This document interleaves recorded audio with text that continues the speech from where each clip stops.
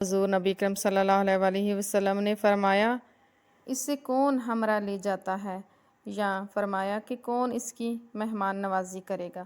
یہ سن کر انصار میں سے ایک خوش نصیب نے عرض کی، میں خدمت کرتا ہوں۔ چنانچہ وہ اس شخص کو اپنے گھر لے گیا اور بیوی کو کہا، رسول صلی اللہ علیہ وسلم کے مہمان کی خدمت کرو، اس کی عزت کرو۔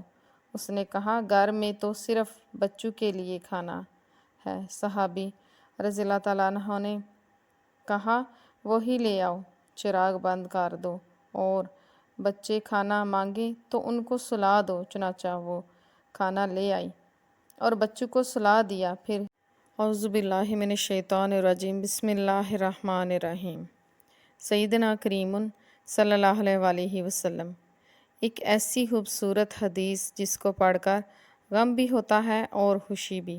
حضرت ابو ہریرہ رضی اللہ تعالیٰ عنہ فرماتے ہیں کہ ایک شخص نبی اکرم صلی اللہ علیہ وسلم کی خدمت میں حاضر ہوا۔ اس سے کچھ ضرورت تھی۔ حضور صلی اللہ علیہ وسلم نے اسے گھر بھیج کر ازواج مطہرات سے معلوم کیا تو انہوں نے کہا کہ گھر میں پانی کے سوا کچھ نہیں۔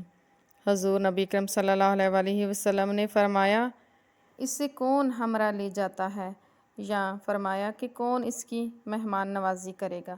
یہ سن کر انصار میں سے ایک خوش نصیب نے عرض کی، میں خدمت کرتا ہوں۔ چنانچہ وہ اس شخص کو اپنے گھر لے گیا اور بیوی کو کہا، رسول صلی اللہ علیہ وسلم کے مہمان کی خدمت کرو، اس کی عزت کرو۔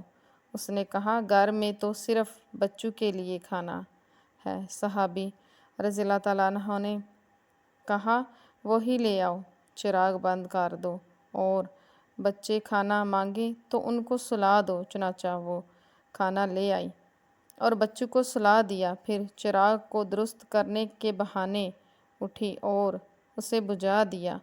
وہ دونوں مہمان کو یہی محسوس کروا رہے تھے کہ یہ دونوں میاں بیوی بھی ساتھ کھانا کھا رہے ہیں۔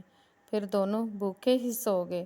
صبح ہوئی تو صحابی حضور نبی کرم صلی اللہ علیہ وسلم کی خدمت میں حاضر ہوئے۔ حضور صلی اللہ علیہ وسلم نے فرمایا، تم دونوں کی اس کارکردگی پر اللہ تعالیٰ ہنسنے لگے ہیں۔ اس موقع پر یہ آیت مبارکہ نازل ہوئی اور ان کو اپنے آپ پر ترجیح دیتے ہیں، چاہے ان پر تنگ دستی کی حالت گزر رہی ہو۔ اور جو لوگ اپنی طبیعت کے بخل سے محفوظ ہو جائیں وہی ہیں جو فلاح پانے والے ہیں۔ قرآن۔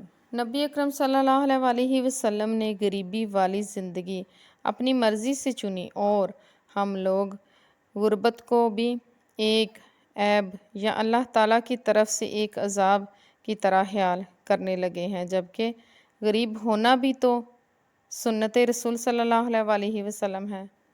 تجزیہ۔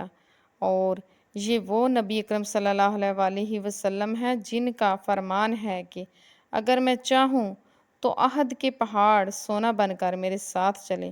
اور دوسری قابل غور بات یہ بھی ہے کہ ان میاں بیوی کے اس امر پر اللہ تعالیٰ بھی ہنسنے لگے ہیں۔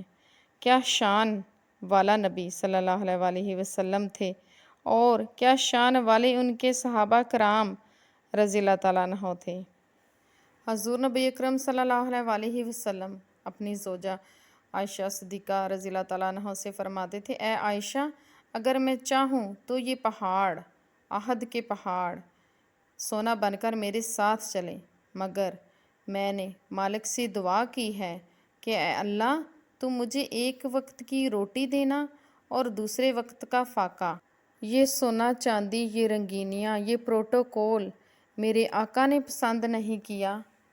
تو رنگے چمن پسند، نہ پھولوں کی خوشبو پسند، ہم کو ہے وہ پسند جس کو آئے تو پسند۔ نبی اکرم صلی اللہ علیہ وسلم نے سادہ زندگی کو پسند کیا، اپنے لیے سادہ زندگی کو ترجیح دیا۔